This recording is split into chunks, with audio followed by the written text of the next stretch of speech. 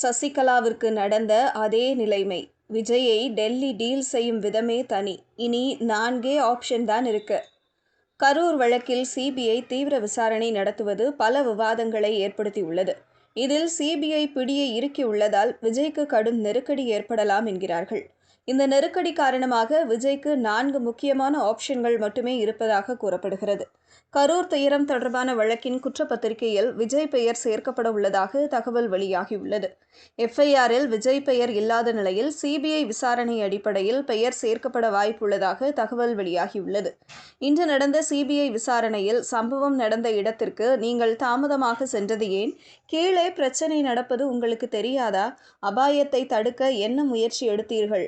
அவ்வளவு கூட்டம் இருந்தபோது அதற்குள் ஏன் வாகனத்தை கொண்டு சென்றீர்கள் என்று கடுமையான கேள்விகளை சிபிஐ எழுப்பியுள்ளது. விஜயின் ஆதரவாளர்கள் அவர் திட்டமிட்டு குறிவைக்கப்படுவதாக நம்புகின்றனர். 2017இல் வி.கே. சசிகலாவுக்கு ஏற்பட்டது போன்ற ஒரு சூழ்நிலையை அவர்கள் உதாரணமாக முன்வைக்கின்றனர்.